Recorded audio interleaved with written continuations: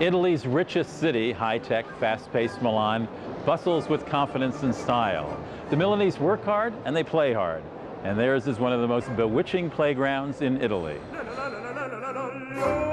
And that playground extends from the shores of Lake Como to the Alpine Heights. The region of Lombardy has a little of everything to offer. It is, in the words of William Shakespeare, fruitful Lombardy, the pleasant garden of great Italy.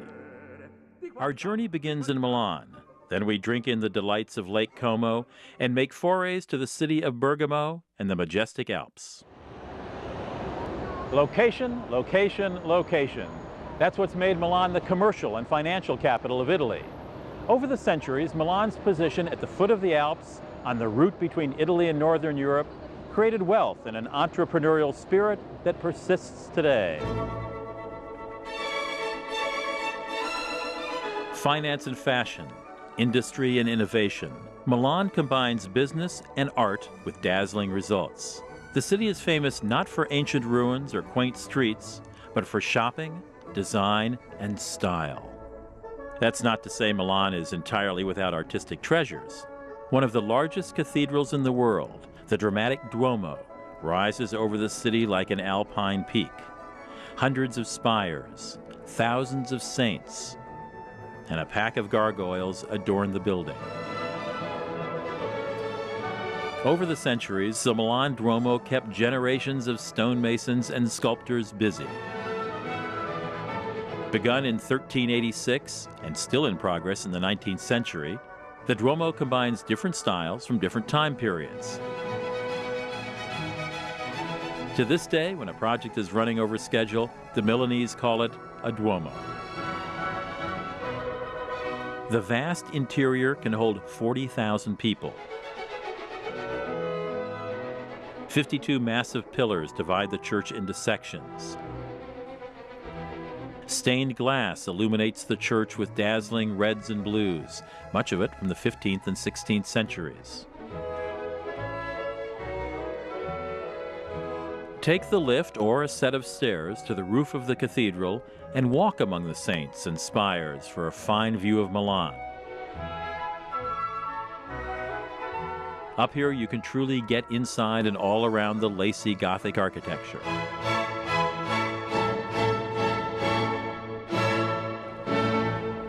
Another cathedral of sorts adjoins the Piazza del Duomo. The Galleria Vittorio Emanuele houses elegant shops, cafes, and restaurants under an enormous glass canopy. Built in the late 1800s, the Galleria followed on the heels of similar indoor malls that were all the rage in London and Paris. The Galleria opens out onto another famous piazza, the Piazza della Scala, which holds the grand opera house, La Scala. Tickets are notoriously hard to come by for the opera. Book them several months in advance. In Italy, if you're looking good, you cut a bella figura. In Milan, bella figuras abound. Italians come here to shop, to look good, and to be seen. It's the fashion capital of Italy. La donna immobile, qual più malvento, muta d'accento e di pensiero. Wander the elegant shopping streets and watch the runways. You'll get an eyeful of fashion. The fashion industry exploded here in the 1970s when Milan took over Florence's dying fashion scene.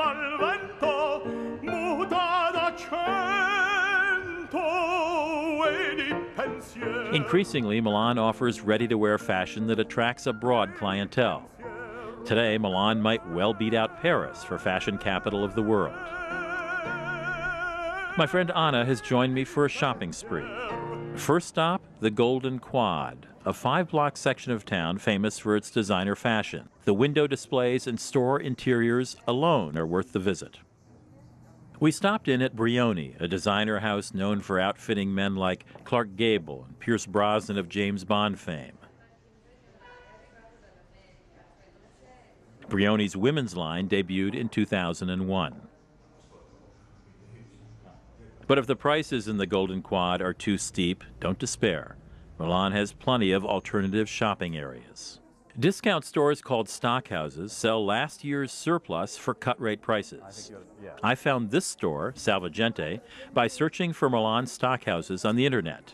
So the retail price here is $715, and they are selling it for $285. I would say that's a markdown. It's helpful to come knowing your European clothing and shoe sizes. Many websites offer conversion charts.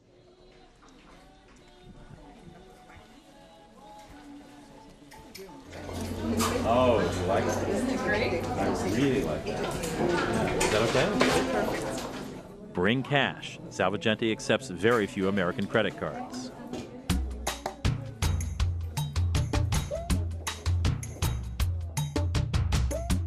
For an in-depth look at Italian design, check out the Triennale exhibits at the Palazzo dell'Arte. The rotating international exhibits, like this one on eyeglasses, explore design and how it interacts with technology, history, and art.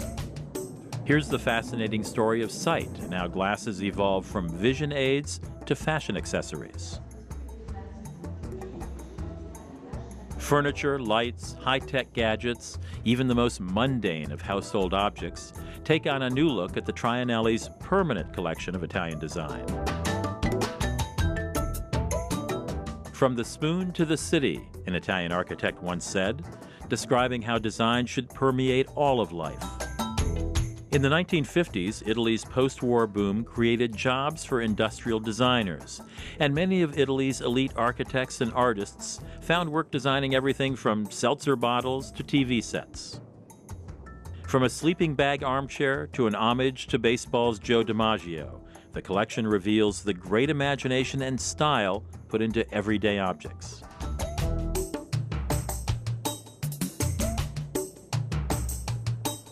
Design, fashion, and style don't stop in the shops and museums. Even the food stores in Milan are showrooms. Be a great gift for my dad. And it's legal. He likes sausage. You can bring it back into the country, too. So it's not sausage, it's salami. We're taking a break at Peck's Deli near the Duomo. In addition to the mind-boggling assortment of foods, Peck's also boasts a gourmet restaurant with a limited but impeccable menu. After lunch, you can stop downstairs to browse through the extensive collection of fine wines. One fashion accessory that's a must in Italy is the cell phone.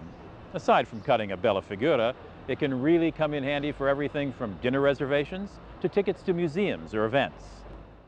And you'll need to make a reservation by phone for a 15-minute look at Milan's premier cultural attraction, the Cena Colla Vinciano, or The Last Supper by Leonardo da Vinci. The newly renovated painting captures the dramatic moment when Jesus announces to his disciples that one of them will betray him. There's an extreme immediacy to the work, a sense of being there, watching the reactions as the stunning news dawns on each of the apostles in different ways.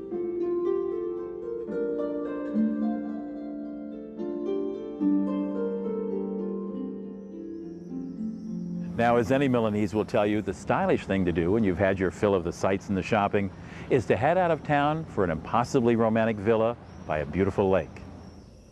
Lake Como, Milan's lovely backyard, is an easy hour by train and a perfect counterpoint to the busy city.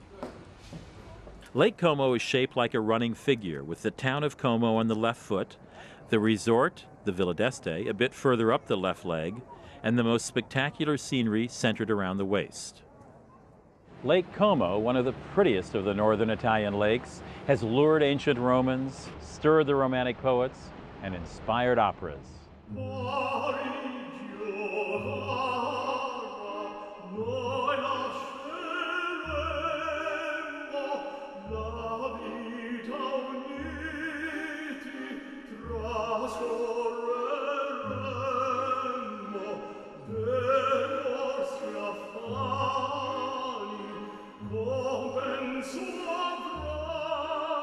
Composers Bellini, Rossini, Verdi, and Liszt all sang Lake Como's praises. Romantic poets Byron and Shelley fell captive to these verdant shores. Lake Como continues to enchant visitors with its majestic villas, misty sunsets, and small towns sprinkled all along its steep shores. Nowhere is there a better spot to drink it all in than the luxurious Villa d'Este. The hotel might well be called one of the wonders of the world. Located on the sapphire waters of Lake Como, the villa was once home to a succession of people including a British queen, a Russian empress, a Napoleonic general, and now meet. You can take a swim in the indoor pool or the pool outside by the lake. Dine in or dine out, in style, of course, and fall asleep to the sounds of waves lapping on the shore. To sample the villa's charms without spending the night, you can visit for lunch and then wander in the extensive park and gardens. A quick ferry ride from the Villa d'Este, the town of Como has a pretty view and a charming old town with narrow, straight streets and peaceful piazzas. As is fitting for such a soft, gentle town, the local industry is silk. Due to a profusion of mulberry trees and abundant lake water, the town of Como once raised silkworms and produced silk. Today, Como factories import silk thread, then design and produce the garments. The Mantero factory gave us a tour. It arrives from China, the thread, and then it's checked, and then weaved, and then printed. We sell ties and scarves and fabrics for all the most important fashion designers all over the world. While Montero doesn't sell directly to the public, you'll find plenty of silk shops back in the streets of Como. They're well stocked with Como's colorful silk scarves, ties, and blouses. How do I tell a good quality silk scarf? Well, when you touch the scarf, you feel the quality, and you have to look how it hangs also. But there are two qualities: chiffon, silk, and raso. That is raso. It's a little bit heavier, and also when you touch it, you feel it. Yes. All streets in Como lead to the Duomo. The cathedral mixes a variety of architecture, from Gothic to the later Renaissance style. Seated on either side of the main entrance are two local Romans who owned villas here some 2,000 years ago. Pliny the Elder, who compiled huge scientific texts, and his nephew, Pliny the Younger, who is known from his letters that paint a vivid picture of life in the ancient Roman Empire. From Como's lakeside Piazza Cavour, you can hop a ferry and explore the watery paradise these Romans knew well. Numerous boats wind from town to town. Commuter ferries make the long 28-mile trip up the lake. Take the Servizio Rapido to cut the ferry ride in half. You can also rent or charter private boats.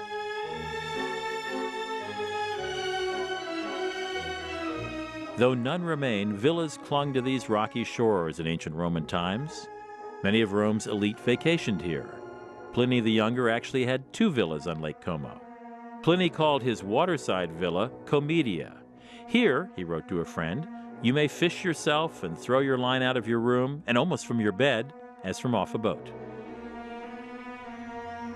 One of the highlights of a visit here is exploring the villas on Lake Como. Many open their spectacular lakeside grounds and gardens to the public. Lake Como's most romantic villa, Villa del Balbianello, has its main entrance on the water. Built in 1787 by the Catholic Cardinal Angelo Maria Durini, the villa was a retreat where intellectuals and spiritual thinkers wrote and debated. The interior can be visited by appointment, but the grounds are the highlight. Built to follow the natural terrain, the gardens cling to the promontory in terraces.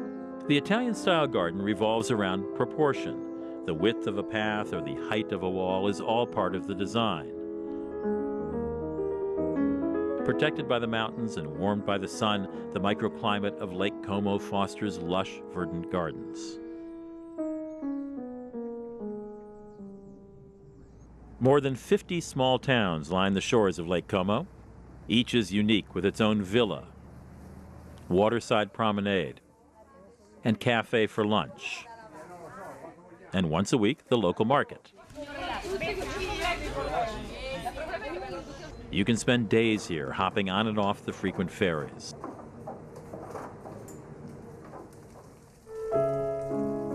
One memorable stop on the ferry route takes in stately Villa Carlotta. Like many of the villas on the lake today, Villa Carlotta dates from the 18th century and was built as a vacation home for a wealthy Milanese family. The interior of Villa Carlotta is worth a peek for its statues and for the chance to experience a villa as it was when inhabited by its noble owners. The extensive gardens in back of the villa are splendid at any time of the year, but especially in the spring when they're ablaze with color. Across the water from Villa Carlotta lies one of the most splendid lake towns.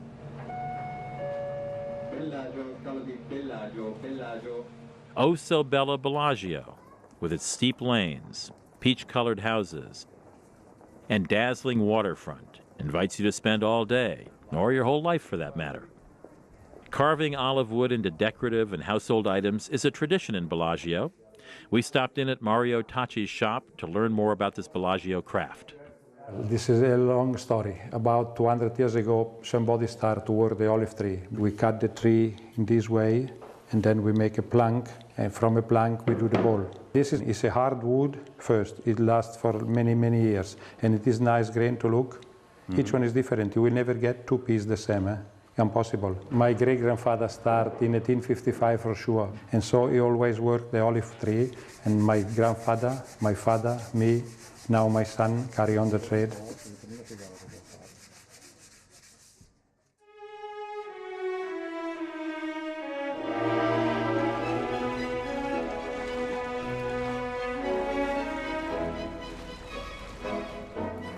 Best of all, in Bellagio is a drink along the lake at sunset, watching the ballet of boats.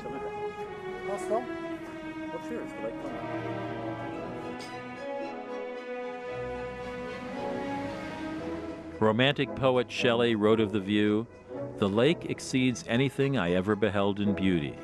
It is long and narrow and has the appearance of a mighty river winding among the mountains and the forests."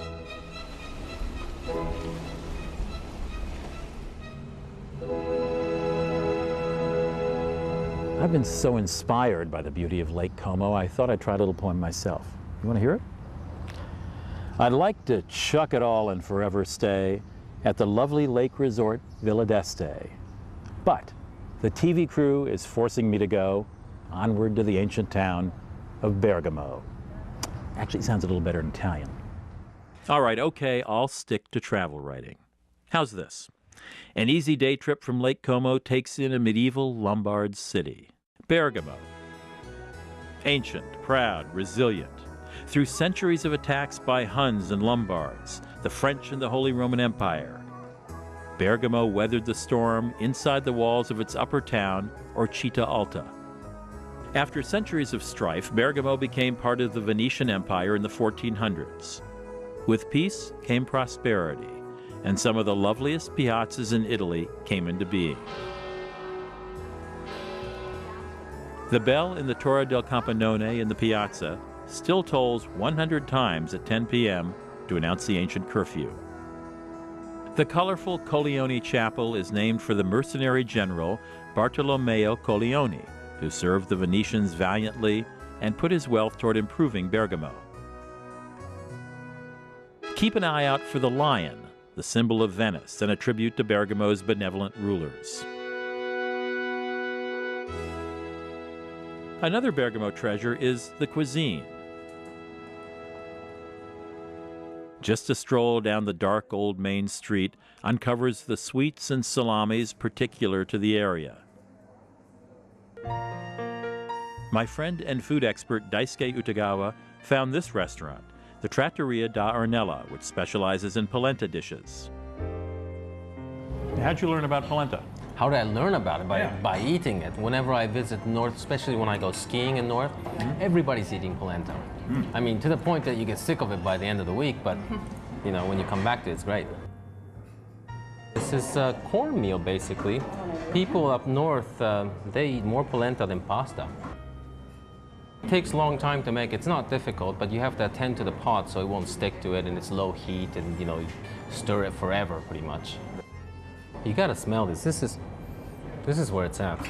Known as the meat of the poor, polenta has nourished the people of this region since the early 1700s.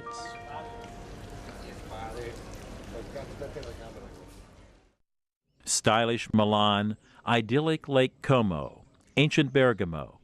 What more can northern Italy possibly offer? Dramatic, spectacular mountains with endless hiking possibilities in the summer and skiing in the winter. A festival or two, regional wine and cheese, and natural hot springs. That's what. These are the Alps. Covering 80,000 square miles, they separate Italy from the rest of Europe and provide the source of many of Europe's major rivers. 2 hours from Milan and northeast of Lake Como, the Val Tolino winds through the Alps. Side valleys reach into the mountainous countryside. First stop, the Val Malenco. Chestnut forests, glacial lakes, and astonishing peaks all make this excursion worthwhile. In the summer, this is a hiking and rock climbing paradise. Funiculars often do the climbing for you. Then you can hike through alpine meadows and stay in refuges along the way.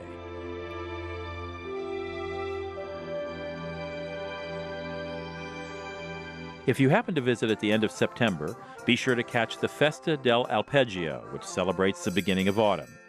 It's the time when alpine farmers descend from their summer pastures with all kinds of food and wine for the winter.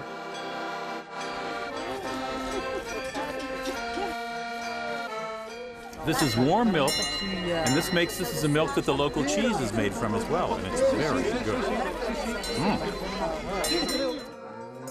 The Festa celebrates a lifestyle that's been carried on for centuries. Traditional specialties, like the local cheese, developed because of the necessity to preserve food through the long winter months. We got cows, we got porcini, we got wine, we got warm milk, we've got local cheese, we got the accordion player. I call this a festival.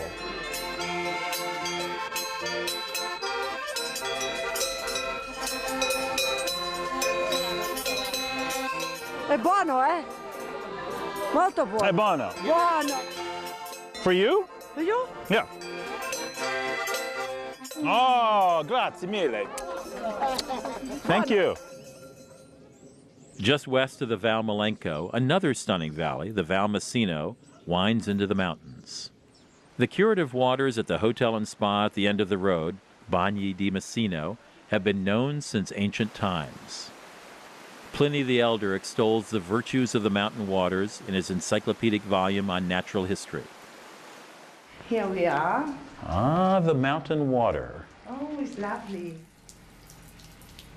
A lot of people start to drink this water because they found and they had benefit for the health, for the stomach, the liver, the circulation.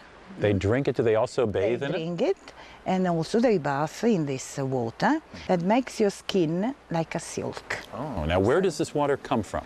It comes from the deep earth of the... Way down under where down, the down, fires down. are. Yes. Well, does it grow hair by any chance? That I don't know. Maybe. Drinking in the thermal mountain waters and the scenery, I take my cure and reflect on the wonders of Lombardy. In the words of yet another romantic poet, William Wordsworth, "You have left your beauty with me, a serene accord of forms and colors." It's a landscape that inspires poetry.